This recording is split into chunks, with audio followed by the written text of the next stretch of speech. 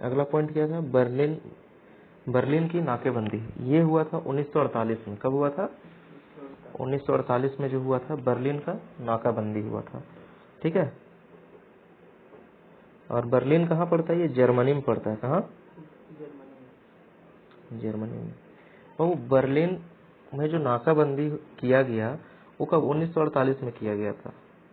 1948 में। ये जो यहाँ पे बर्लिन में नाकाबंदी किया गया था, क्यों किया गया था, क्या मतलब था? वहाँ बेसिकली बहुत ज़्यादा पॉलिटिकल क्राइसिस हो गया था। ठीक है। 1948 में सोवियत संघ ने बर्लिन की घेराबंदी शुरू की। बर्लिन में क्या कर रहा है? घेराबंदी कर रहा है। कौन? सोवियत संघ। कौन कर रहा है? सोवियत संघ। ठीक है। सोवियत संघ कौन है? यूएसएसआर। ये घेर रहा है। क्यों घेर रहा है? ताकि यहाँ के लोगों पर पूरा नियंत्रण किया जा सके। ठीक है। मेन जो युद्ध चल रहा था यूएसएसआर और कहाँ चल रहा था? यूएसए के बीच उस टाइम। यही दो जो है पावरफुल कंट्री उस समय बच गया था। और दोनों के बीच क्या चल रहा था? शीत युद्ध चल रहा था। कौन सा युद्ध चल रहा था? सामने सामने से नहीं लड़ेगा, लेकिन पीछे से, है ना, अन्य तरीकों से यहाँ पे जो है झगड़ा वो चल रहा था। बेसिकली अगर देखा जाए, क्यूबा में मिसाइल संकट जो हुआ था 1962 में हुआ था। और उससे पहले का कहानी है ये, 1948 का कहानी है। ठीक है। 1948 का कहानी है कि ये चीज यहाँ हो रहे हैं। और उसके बाद बहुत टाइम बाद फिर हुआ क्या? तुम्हारा बर्लिन का दीवार गिरा दिया गया। वहां कहीं लोगों के द्वारा, किनके द्वारा? वहां के लोगों के द्वारा ही बर्लिन का दीवार क्या कर दिया गया था? गिरा दिया गया था। बर्लिन का दीवार बेसिकली देखा जाए तो कब गिरा दिया गया था? ये 1961 से 89 के बीच में, 1961 से 89 के बीच में ये दीवार जो था गिरा दिया गया था।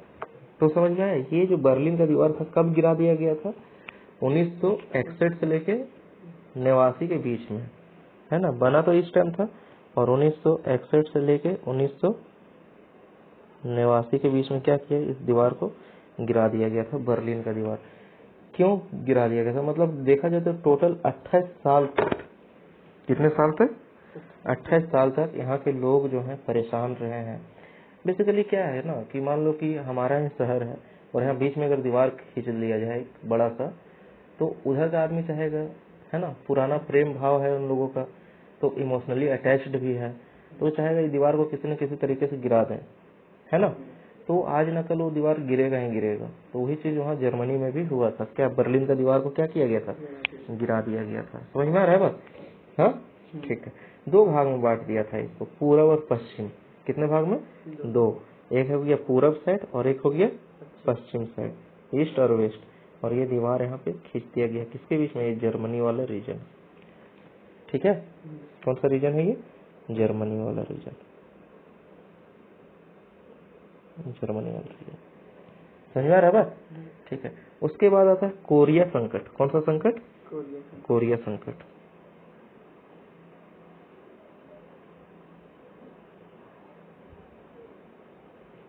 Korea crisis. ये कोरिया क्राइसिस है क्या? कोरिया क्राइसिस क्या है? ये कब हुआ था? 1950। कब हुआ था? कोरिया जब भी कहा जाता है दो चीज समझना, नॉर्थ कोरिया और साउथ कोरिया। नॉर्थ कोरिया,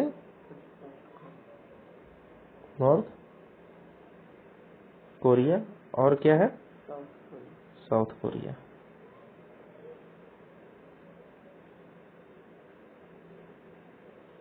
अच्छा, ये नॉर्थ कोरिया साउथ कोरिया ये सब नहीं था पहले, सिर्फ कोरिया ही था। क्या था? सिर्फ कोरिया। नॉर्थ कोरिया और साउथ कोरिया नहीं था, सिर्फ कोरिया था।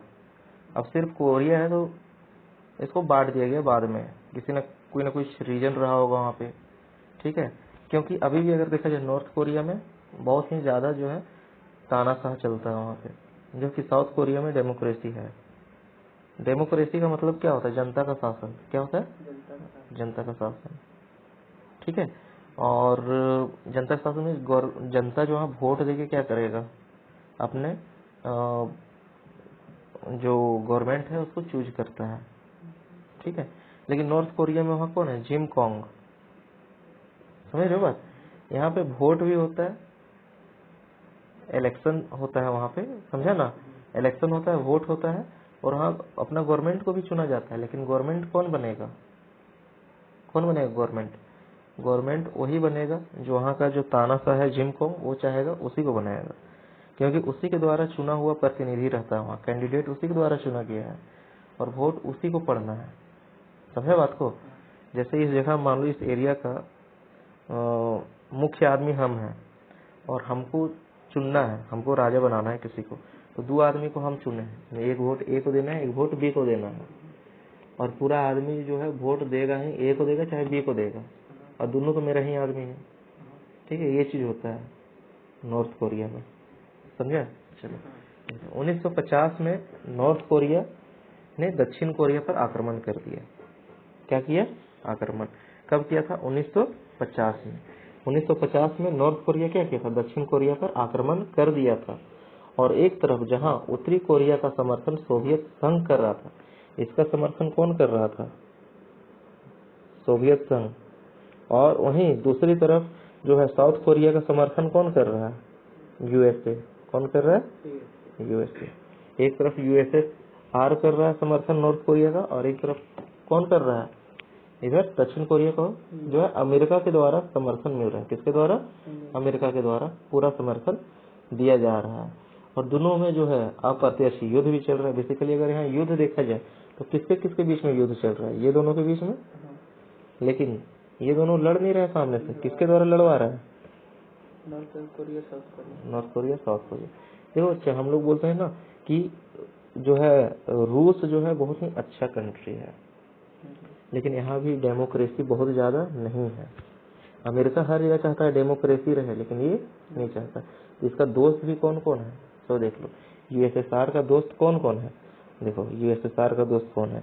यूएसएसआर। इसका दोस्त कौन है? इसका दोस्त है चीन। समझ रहा बात? North Korea. ठीक है, इंडिया से भी बहुत अच्छा इसका बनता है।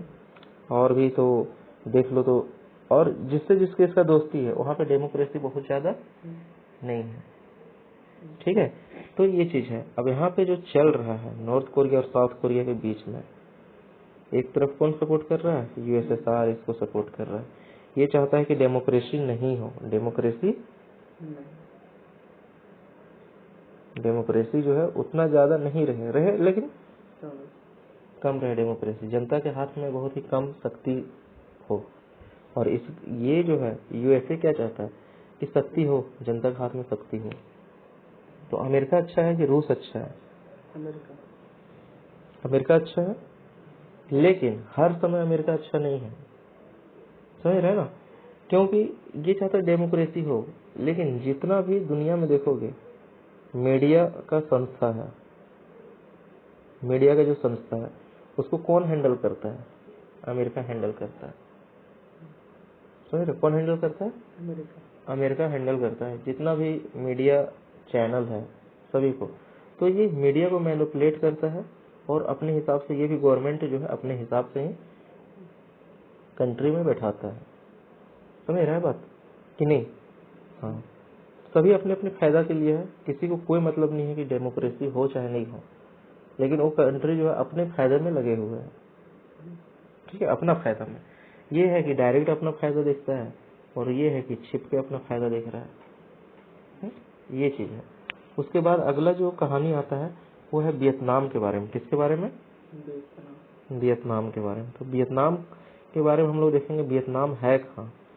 वियतनाम एक कंट्री का नाम है, और ये कंट्री मैं बता देता हूँ कहाँ पे पड़ता है तुम्हारा वियतनाम। थोड़ा सा वर्ल्ड का मैप खोलना पड़ेगा इसमें, वियतनाम को देखते हैं फिर। जैसे देखो ना, इस तरह से हम समझाते हैं वियतनाम कहाँ है। जैसे मान लो ये इंडिया है, समझ रहे बात? इंडिया के बगल में कौन है? म्यांमार। इंडिया म्यांमार हो गया। इसके बगल में, म्यांमार के बगल में कौन है? थाईलैंड। कौन है? थाईलैंड। थाईलैंड के बगल में तुमको मिलेगा, इधर ही 3 कंट्री मिलता है। एक है लाओस, एक का नाम है कंबोडिया,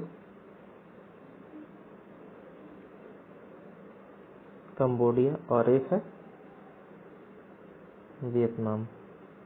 समझ रहे हो? ये 3 कंट्री जो है यहाँ पे है बेसिकली अगर देखा जाए तो हम लोग किसके बारे में पढ़ेंगे? वियतनाम के बारे में। किसके बारे में? वियतनाम। वियतनाम में क्या हुआ है? इंटरफेरेंस हो रहा है किसका? अमेरिका का इंटरफेरेंस हो रहा है। किसका इंटरफेरेंस हो रहा है? अमेरिका का।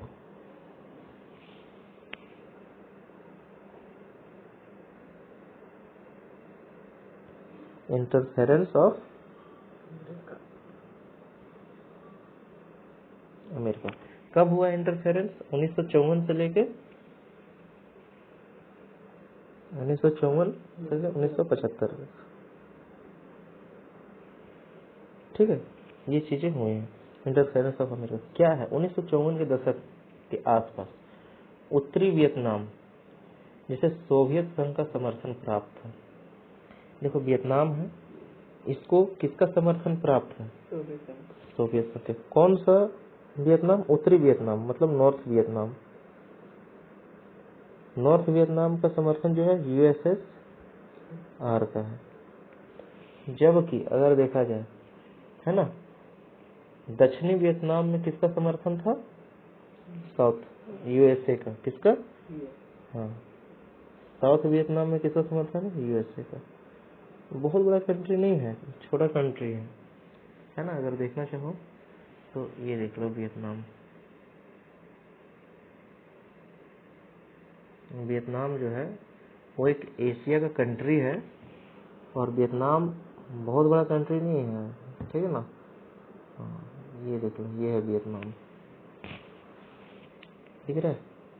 ये व्हाइट वाला जो दिख रहा है यहाँ से लंबा नीचे, ये देखो लाओस था, ये कंबोडिया और ये वियतनाम है।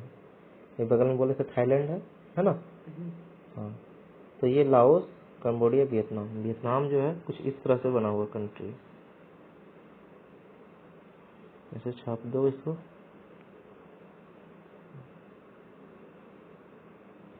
इस तरह से बना हुआ कंट्री। इधर जो है समुद्र वाला रीजन है। कौन सा रीजन है? सी। कौन सा सी? चाइना सी।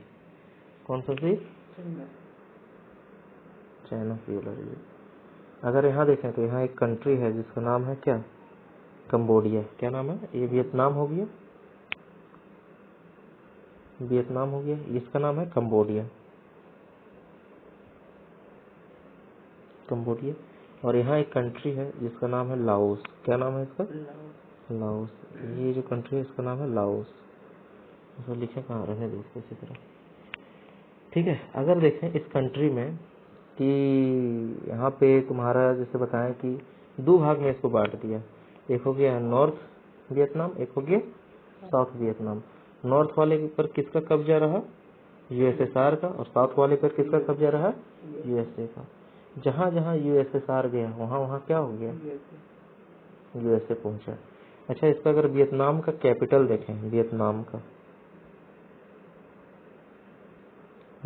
का अगर कैपिटल देखें हम लोग, तो वियतनाम का कैपिटल है हनोई। क्या नाम है?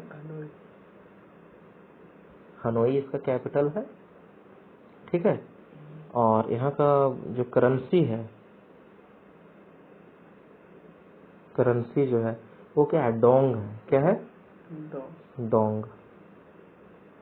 डोंग। कौन सा डोंग? वियतनामी डोंग। कौन सा? वियतनामीज डोंग, ठीक है। और यहाँ का पॉपुलेशन अगर देखोगे तो यहाँ का पॉपुलेशन जो है 9.75 करोड़, मतलब लगभग 10 करोड़ का आबादी रहता है यहाँ पे। कितने? 10 करोड़। बहुत बड़ा नहीं है लेकिन 10 करोड़ का आबादी यहाँ है। मतलब अगर देखा जाए तो ये एक हाईली पॉपुलेटेड कंट्री है। हाईली पॉपुलेटेड, बहुत ज्यादा पॉपुलेशन है यहाँ। समझ रहे बात को? ठीक है, तो एक बार फिर से इस कहानी को हम लोग देखो क्या बोल रहे हैं हम लोग यहाँ पे। ये चीज वियतनाम में जो है अमेरिका का हस्तक्षेप हुआ है। इंटरफेरेंस ऑफ अमेरिका कब हुआ था? 1954 में। कब हुआ था? 1954 में यहाँ पे इंटरफेरेंस हुआ था। नॉर्थ वियतनाम में यूएसएसआर का सपोर्ट था, जबकि साउथ वियतनाम में किसका सपोर्ट था? खोल दो। साउथ वियतनाम में किसका सपोर्ट था? यूएसए का। किसका? यूएसए का। और दोनों के बीच में क्या हो गया है? युद्ध हो गया। क्या हो गया दोनों के बीच में? युद्ध। समझ में आया यहाँ तक क्या है ये कि नहीं? आप देखो नॉर्थ वियतनाम और साउथ वियतनाम दोनों में एक तरफ यूएसएसआर का सपोर्ट है, एक तरफ यूएसए का सपोर्ट है, और यूएसएसआर और यूएसए दोनों आपस में नहीं लड़ रहे हैं, लेकिन वियतनाम के लोगों के द्वारा वो दोनों आपस में लड़ रहे हैं। वियतनाम के लोग आपस में लड़ रहे हैं, क्यों? क्योंकि एक तरफ यूएसएसआर का सपोर्ट है और दूसरी तरफ यूएसए का। ठीक है, और इसी चीज को जो हम लोग कहते हैं वियतनाम में अमेरिका का हस्तक्षेप कहते हैं। किसका? वियतनाम में अमेरिका का हस्तक्षेप।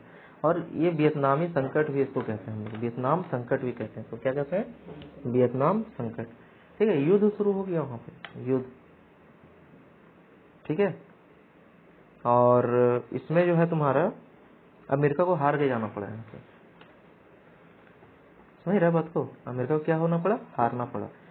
बाबू छोटा छोटा बच्चा लोग लड़ रहा है, सोच लो, छोटा छोटा बच्चा जो है पत्थर उठा के अमेरिका का हेलीकॉप्टर पे मार रहा है, क्या होगा? ठीक है, बच्चा लोग लड़ रहा है, बड़े लोग लड़ रहे हैं, लड़ ही रहे हैं, बच्चे लोग भी लड़ रहे हैं। ठीक है, अगला जो आता है वो है हंगरी के बारे में देखेंगे। हंगरी के बारे में अब देखना है हम लोग, किसके बारे में? हंगरी, है ना। हंगरी में सोवियत संघ का क्या हस्तक्षेप? Interference of USSR in Hungary.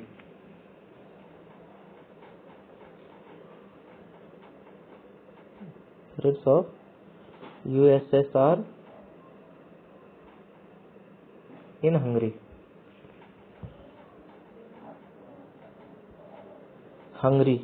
Hungary जो है एक यूरोपियन कंट्री है। कैसा कंट्री है?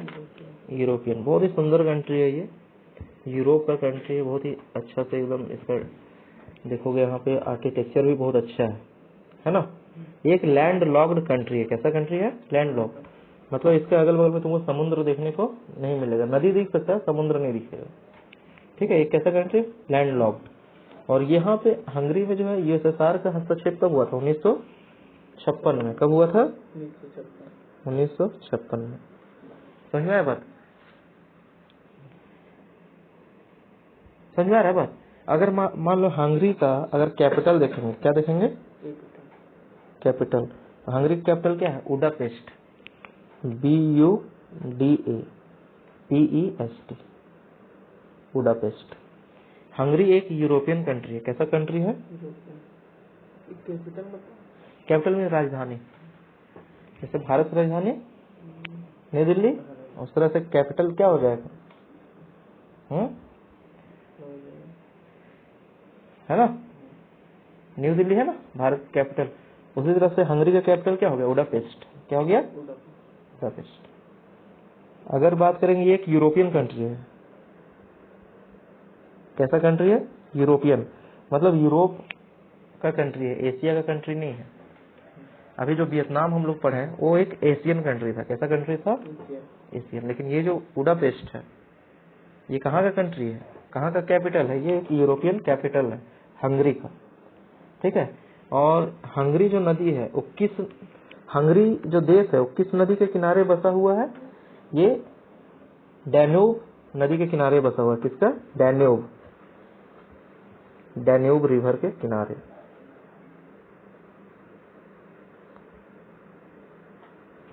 तो कल पूरा होली चल रहा है? अब है?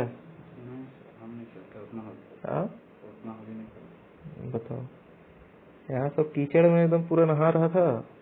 कल आया था मैं तो सब रंजी फट गया था सबका, हम नहीं गए होली। कपड़ा फाड़ दिया ना? नहीं सर, हम मेरा सब फाड़ गया था, सब इतना कपड़ा पहन के आया था सर। हाँ, सब अपना अपना फाड़ दिया था, इसीलिए हम नहीं गए। कपड़ा फाड़। हंगरी में जो सोवियत संघ का हस्तक्षेप हुआ था, कब हुआ था? 1956 में। कब हुआ था? 1956 में। दिक्कत क्या था? ये हस्तक्षेप का मतलब क्या होता है? यहाँ पे क्या है इसका मतलब? देखो, इसका सपोर्ट जो था 1956 में सोवियत संघ द्वारा हंगरी में हस्तक्षेप करने की वजह जो है अमेरिका और सोवियत संघ के रिश्ते में और खराबी हुई। यहाँ देखेंगे कि देखो, दोनों चाह रहा है कि किसी न किसी देश को अपना दोस्त बनाना चाह रहा है। दोनों जो है कंट्री, जो दोनों है यूएसएसआर और यूएसए। ठीक है। लेकिन यहाँ पे जो हंगरी में हस्तक्षेप जो हुआ है ना सोवियत संघ का, इसके कारण और क्या हो गया, यूएसए का और यूएसएसआर का दोनों का रिश्ता और भी ज्यादा क्या हो गया, खराब हो गया। अभी दोनों एक दूसरे के सामने नजर नहीं आता है बाबू, अभी का डेट बता रहे हैं। जल्दी दिखेगा नहीं दोनों, एक कैमरा का एक फ्रेम में जल्दी नहीं दिखता है दोनों, समझा। दोनों का जो राष्ट्रपति है वो नहीं नजर आता है जल्दी, समझा, क्योंकि दोनों अंदर ही अंदर एकदम दुश्मनी रहता है दोनों का। तो ये समझ में आया। हंगरी का कैपिटल क्या, बुडापेस्ट है, और डैन्यूब नदी के किनारे बसा हुआ है। किसके नदी के किनारे, कौन सा नदी, डैन्यूब। और यहाँ पे भी दोनों जो है महाशक्ति का क्या हुआ है, हस्तक्षेप हुआ है, और जिसके कारण और भी दोनों का जो रिश्ता जो है, वो दोनों का जो एक संबंध था और भी क्या हो गया, खराब हो गया। समझ रहे हो बात। अब सभी देश समझ रहे हैं कि जितने भी कंट्रीज हैं कि दोनों में झगड़ा उगड़ा बहुत ज्यादा चल रहा है, और नुकसान किसका है, छोटे छोटे जो देश हैं उन लोगों का बहुत ज्यादा नुकसान है। अभी भी अगर यूक्रेन और रसिया का वार है तो नुकसान किसको हो रहा है ज्यादा, यूक्रेन को नुकसान हो रहा है, रसिया को नुकसान बहुत कम हो रहा है, क्योंकि उसके पास रिसोर्स ज्यादा है, उसके पास क्या है, रिसोर्स ज्यादा है। और नुकसान किसको हो रहा है, यूक्रेन को हो रहा है। किसको हो रहा है, यूक्रेन को। ये समझना चाहिए यूक्रेन को कि युद्ध को विराम कर दें, लेकिन आज नहीं तो कल युद्ध वो जो है विराम होगा ही होगा। अभी जो चल रहा है एक और युद्ध चल रहा है जिसका नाम है, दो कंट्री है, दोनों कंट्री का नाम जो है, एक है इजराइल और दूसरा है पैलेस्टीन, समझा ना। दोनों में युद्ध चल रहा है। एक कौन सा वहाँ जगह है, घाना या कुछ इस तरह कंट्री नाम है उस जगह का। सिर्फ मुस्लिम कम्युनिटी के लोग वहाँ पे रहते हैं, और पूरा तहस नहस कर दिया है, पूरा बर्बाद कर दिया, घास कर दिया पूरा घर, जैसे पहले दिखता था उसे दिख ही नहीं रहा है कुछ। वैसे देखो, सुबह सुबह मान लो कि उठा तुम, पूरा अपना अगल बगल घर उधर हसल देखा, पूरा कैसा लगेगा तुमको। आदमी खोज रहा है, बॉडी खोज रहा है, जमीन के नीचे दबा हुआ है, रो रहा है सब बच्चा लोग, ठीक है। तो युद्ध से नुकसान ही होता है, किसी का फायदा नहीं है, बहुत ज्यादा नुकसान होता है। फैमिली चला जाता है युद्ध में, घर चल जाता है, कहाँ रहे बताओ, कुछ रहता है, बचता है कुछ नहीं। परमाणु संध्या मतलब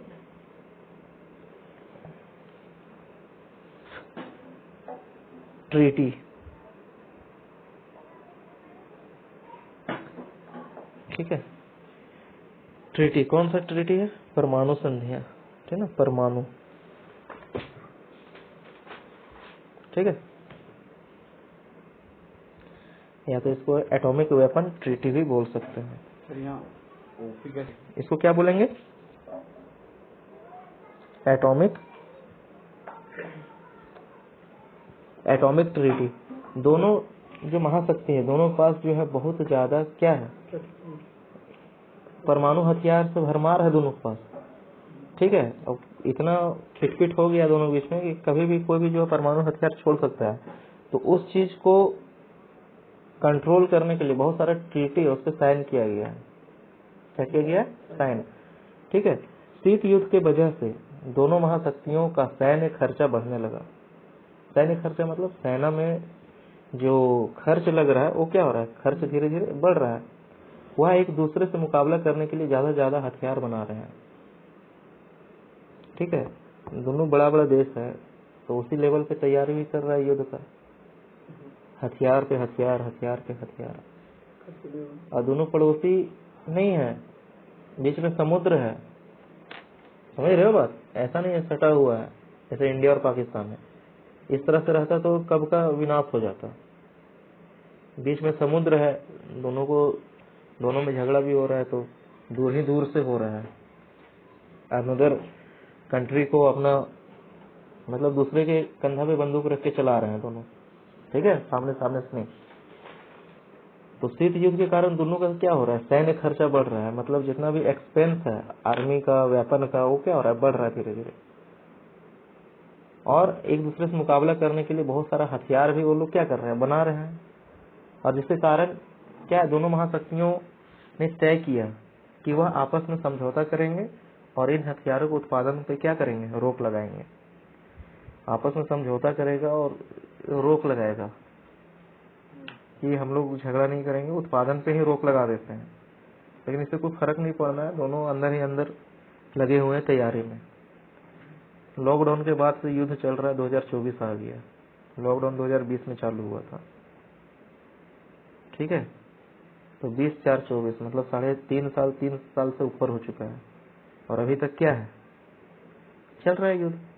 तो हथियार है, वेपन है, तभी तो चल रहा है ना, है ना, दोनों लगा हुआ अपना।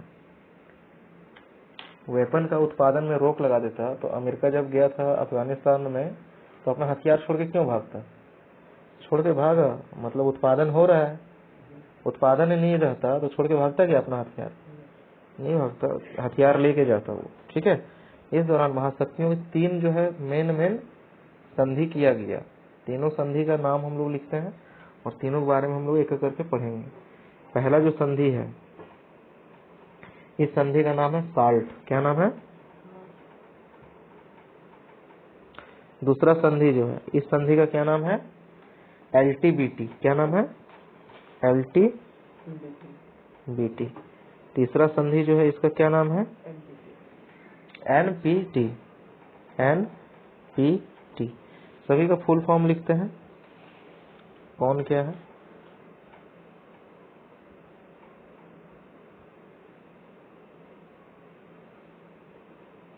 साल्ट का फुल फॉर्म क्या है, strategic arms limitation talk. Strategic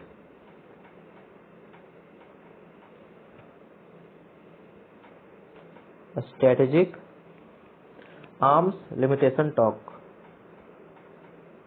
arms limitation talk, ठीक है। ये स्ट्रेटेजिक आर्म्स लिमिटेशन टॉक जो है ये क्या है क्या ये, इसमें इसके अनुसार क्या है ना, परमाणु शस्त्र को यहाँ पे क्या कर रहे हैं, स्ट्रेटेजिक कर रहे हैं, लिमिट लगा रहे हैं, ठीक है। क्या कर रहे हैं, लिमिट लगा रहे हैं। उसको खोलो तो, वो जो था ये वाला, हाँ।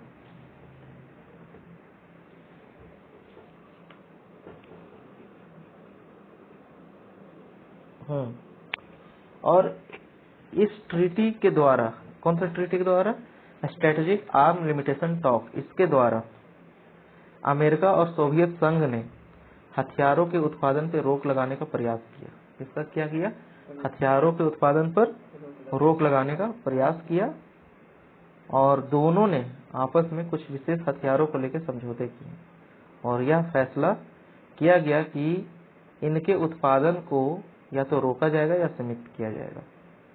रोक तो नहीं सकते हैं, सीमित करेंगे, है ना, रोकेगा नहीं, वो बन रहा है तो बनते जाएगा, समझ रहे हैं बात, उसको सीमित किया गया, ठीक है, ये चीज।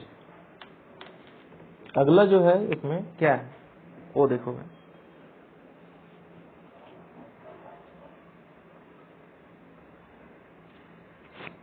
ये क्या है, सॉल्ट का full form strategic arms limitation talk, बोलो, strategic arms limitation talk.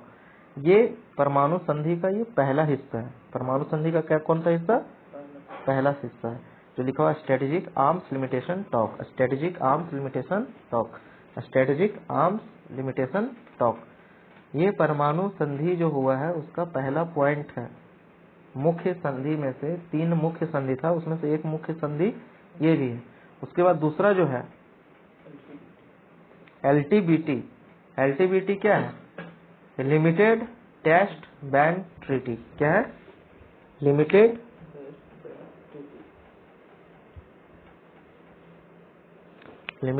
Test ban treaty, ठीक है। लिमिटेड टेस्ट बैन ट्रीटी ये क्या बोल रहा है, इसका कहने का मतलब है कि यह संधि वायुमंडल, बाहरी अंतरिक्ष और पानी के अंदर परमाणु हथियार के परीक्षण पर प्रतिबंध, बाबू हवा में या पानी में, है ना, परमाणु हथियार का परीक्षण मतलब टेस्ट, उस पर बैन लगाया जाए। अगर पानी में इसका टेस्ट करेंगे पानी पॉल्यूटेड होगा, अगर हवा में इसका टेस्ट करेंगे तो हवा भी क्या होगा, पॉल्यूटेड होगा। ठीक है, तो हम लोग जमीन के ऊपर भी इसका टेस्ट नहीं कर सकते, जमीन के नीचे भी टेस्ट नहीं कर सकते।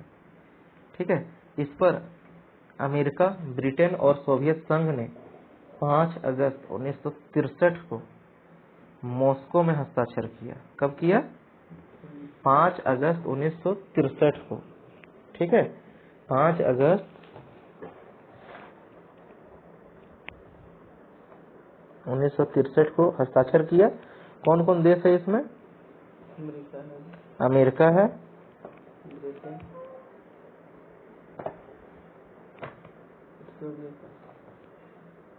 ब्रिटेन और कौन है? यूएसएस। ये तीनों कंट्री मिलकर कहाँ किया है? मॉस्को में। कहाँ किया है? मॉस्को जो है वो किसका राजधानी है? किसका राजधानी है जी मॉस्को? मॉस्को जो है आई थिंक रसिया का राजधानी है। किसका राजधानी है? रसिया का। देखते हैं, capital of Russia, capital of Russia, देखो है ना, मॉस्को किसका राजधानी है?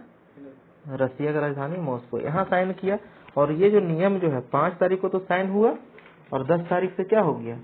ये लागू हो गया। 10 तारीख से क्या हो गया? लागू। 5 अगस्त को साइन किया और 10 अगस्त से क्या हो गया? लागू हो गया ये नियम कि कभी भी हम लोग हवा में या तो फिर पानी के अंदर इसका परीक्षण नहीं करेंगे, इसका टेस्ट नहीं किया जाएगा। समझ में आ रहा है बात? अगर हाँ यहाँ तक है समझ में क्या कि पानी के ऊपर या पानी के नीचे हम लोग को क्या करना है? तो जमीन के ऊपर या जमीन के नीचे, पानी में बेसिकली पानी के अंदर। अगर मान लो जमीन के ऊपर करते हैं तो वायु प्रदूषित होगा, अगर पानी के नीचे करते हैं तब क्या होगा? हाँ, तो पानी के अंदर करेंगे सुनामी आएगा, अगल बगल वाला देश पूरा डूब जाएगा सुनामी में। समझ रहे बस?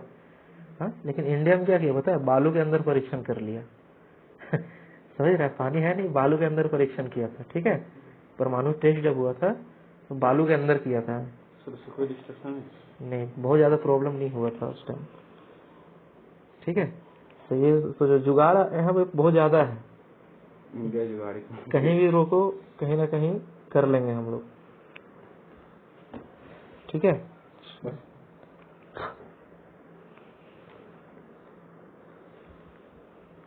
समझ रहे? तो हम लोग 2 ठो पढ़े हैं अभी। कौन कौन पढ़ लिए? एक सॉल्ट पढ़ लिए, कहाँ गया?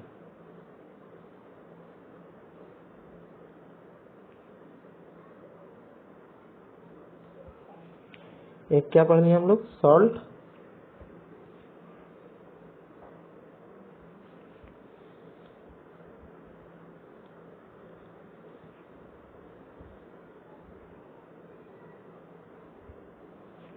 सॉल्ट, ठीक है। एक क्या पढ़ लिए हम लोग सॉल्ट के बाद? दूसरा एलटीबीटी। एलटीबीटी, ठीक है। एलटीबीटी का मतलब है limited test ban treaty. Limited test ban treaty, समझ रहे हो बात? उसके बाद आता है कि एनटीपी।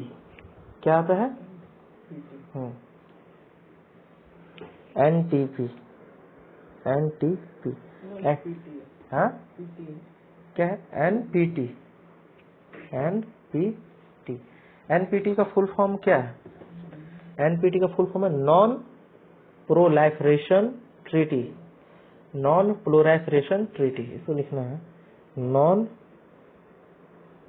प्रोलाइफरेशन ट्रीटी। नॉन प्रोलाइफरेशन ट्रीटी ये कब हुआ था?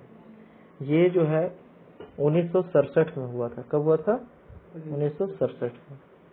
1967 में ये हुआ था। देखना है क्या ये?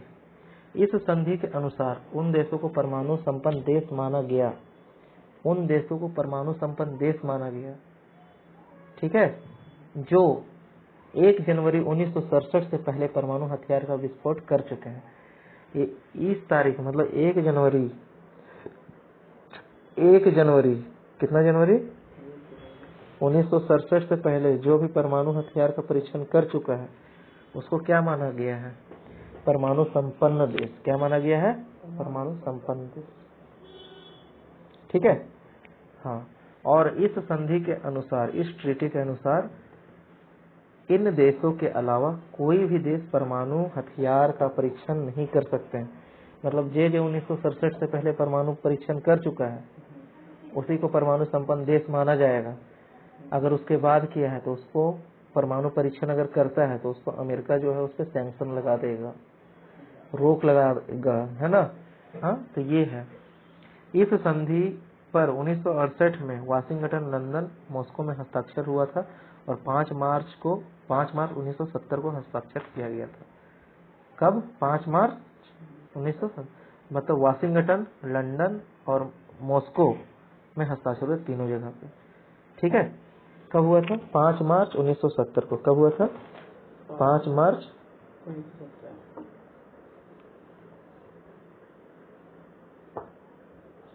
1970 को हस्ताक्षर हुआ कि कौन कौन जो है परमाणु संपन्न देश हैं। ठीक है, अगला जो पॉइंट है इसमें क्या है? गुट निरपेक्ष। क्या है? गुट निरपेक्ष। तो गुट निरपेक्ष समझेंगे। गुट निरपेक्ष का मतलब होता क्या है? सबसे पहले यहाँ पे क्या है आखिर गुट निरपेक्ष? गुट निरपेक्ष का मतलब है कि गुटों से दूर रहना। गुट मतलब ग्रुपिंग से दूर रहना, समझ रहे बात? या तो किसी भी गुट के साथ में कोई भी देश जो है वहां पे जाके अपना रह सकता है, अपने जो उसका फायदा के लिए चीज होगा वो कर सकते हैं। गुट निरपेक्ष आंदोलन शीत युद्ध के समय 2 महाशक्ति के तनाव के बीच एक नए आंदोलन का उदय हुआ जो 2 गुटों में बट गया या गुटों में बट रहे थे। अपने को अलग दिखाने के लिए यह गुट निरपेक्ष था, जिसका उद्देश्य था कि विश्व में शांति लाना है और इसे गुट निरपेक्ष आंदोलन कहा गया। क्या कहा गया इसे? गुट निरपेक्ष आंदोलन। दोनों देश लड़ रहा है तो उस लड़ाई में क्या है? नुकसान है, शांति लाना है पूरा देश में, है ना। समझ रहे बात? देखो, कोई कितना शांति से रहेगा मतलब नहीं है। 2 लड़ रहा है और दोनों शांत कराएगा। ठीक है, हम शांत कराए हैं ठीक है, दोनों मतलब समझ लो कि देश को शांत कराना बहुत मुश्किल काम है। 2 आदमी को बहुत मुश्किल काम है। चुप है जहां तक ठीक है, शांत कराना बहुत मुश्किल। और दोनों कौन है? यूएसए और यूएसएसआर। समझ रहे बात? हाँ, शीत युद्ध के समय ये चीज चल रहा था। गुट निरपेक्ष आंदोलन महाशक्ति के गुटों में शामिल न होने का आंदोलन था। अच्छा, बेसिकली जो हम बताएं यहाँ पे गुट निरपेक्ष आंदोलन क्या है कि 2 महाशक्ति है, अमेरिका और यूएसएसआर। दोनों में से हमको किसी भी देश में सम्मिलित नहीं होना है। ठीक है, दोनों में से किसी भी देश के साथ हमको सम्मिलित नहीं होना है। ये था गुट निरपेक्ष आंदोलन। ठीक है, लेकिन अंतर्राष्ट्रीय मामलों में अलग थलग नहीं था। लेकिन और भी जो अंतर्राष्ट्रीय मामला है उसमें हम अलग नहीं रह सकते हैं, उनका सहयोग चाहिए है या तो उनके साथ में रहेंगे। ठीक है, बस खाली हम लोग को लड़ाई झगड़ा में साथ नहीं रहना है किसी का। समझ रहे बात? हाँ, इसका जो स्थापना है वो कहाँ हुआ था? कब हुआ था? 1955 में। कब हुआ था? 1955 में। पे उस समय जो देश थे 1955 के दौरान जो इसमें शामिल हुआ था, बाडुंग में एक सफल बैठक हुई जिसे गुट निरपेक्ष आंदोलन की विचारधारा का उदय हुआ। और उस समय जो देश शामिल थे इसमें पहला था इजिप्ट, है ना, और यूगोस्लाविया, भारत। ये तीनों देश थे उस समय 1955 के दौरान। जो इन देशों में जो प्रधानमंत्री थे या तो जो मुख्य व्यक्ति थे वो कौन थे? जैसे उस समय 1955 के दौरान में भारत के प्रधानमंत्री कौन थे? तो जवाहरलाल नेहरू थे। मिस्र के जो अगर वहाँ प्राइम मिनिस्टर या प्रेसिडेंट अगर हैं तो उस समय कौन थे जो शामिल हुए थे? Gamal Abdul Nasser. और यूगोस्लाविया में कौन थे? Joseph Broz Tito. तो ये सब लोग शामिल हुए और एक नया पहल निकाले वहां से कि हमको ये सब लड़ाई झगड़ा में हम लोगों को शामिल नहीं होना है। जिसको शामिल रहना है वो अपना देखे, ठीक है। हमको नहीं शामिल होना है। क्यों नहीं शामिल होना है? क्योंकि युद्ध में जो है नुकसान ही होता है, फायदा नहीं होता है। नहीं, इंडिया को मतलब नहीं है। अभी भी अगर किसी भी देश में युद्ध चल रहा होता है तो इंडिया को बहुत ज्यादा मतलब नहीं होता है। समझ रहे हो बात? हाँ, अब देखो ये यूक्रेन और रशिया में युद्ध चल रहा है, इंडिया क्या किया वहाँ पे? किया। अगर अमेरिका के साथ रहता तो अमेरिका की तरफ से लड़ने के लिए जाना पड़ता, अगर रूस के तरफ से रहता तो रूस की तरफ से लड़ने जाना होता, ठीक है। अगर मान लो कि पैलेस्टीन में और जो इजराइल में चल रहा है तो दोनों तरफ में कहीं ना कहीं तरफ से जाना पड़ता है। तो हमारे देश के जो भी सेना है वो शांति दूत बन के ही जाते हैं, ठीक है। शांति दूत बन के मतलब झगड़ा शांत करवाने के लिए जाते हैं, ठीक है। युद्ध में बहुत कम मामलों में भाग लेते हैं, बहुत कम, ठीक है। और अगला जो पहला सम्मेलन जो हुआ है ना, गुट निरपेक्ष पहला आंदोलन, यहाँ पे जो सम्मेलन हुआ था वो आपका अगर देखें तो 1961 की बात है। कब का बात है? 1961। गुट निरपेक्ष आंदोलन का पहला सम्मेलन जो है 1961 में हुआ था। कब हुआ था? स्थापना तो 55 में ही हो गया था गुट निरपेक्ष का, लेकिन पहला सम्मेलन जो हुआ है कब हुआ है? 1961 में, ठीक है। और जिसमें 25 देश शामिल हुए थे। कितने देश शामिल हुए थे? 25 देश शामिल हुए थे। और इसके 14वें सम्मेलन में 166 देश और 15 पर्यवेक्षक देश शामिल हुए थे। पर्यवेक्षक देश क्या हो जाएंगे? यहाँ पे पर्यवेक्षक के बारे में कहीं दिया हुआ है? नहीं दिया हुआ, तो इसको सर्च करके देखेंगे क्या है, ठीक है। तो बेसिकली अगर देखा पहला में 25 देश शामिल हुआ था। पहला में कितना देश? 25।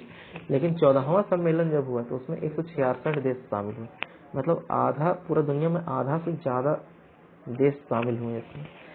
और संस्थापक जो है गुट निरपेक्ष का संस्थापक कौन किए थे? तो उसमें भारत का भी नाम आता है। किसका नाम आता है? भारत का। 1955 में जब इसका और इनॉग्रेशन हो रहा था तो पंडित जवाहरलाल नेहरू थे वहां पे, ठीक है कि नहीं। चलो आज इसको यहीं तक रहने देते हैं, है ना। इसको यहीं तक रहने देते हैं। अभी इसको थोड़ा रीड करोगे जितना बताए हैं, और फिर इसको हम लोग देखेंगे अगले दिन। तो एक दिन का और रहा है, एक ही दिन है। यहाँ तक तो हो गया ना, एक दिन और रहा है, बस एक दिन, ठीक है। कल इसको खत्म करेंगे हम लोग और फिर देखते हैं आगे क्या। इसको रीड कर लो एक बार पूरा।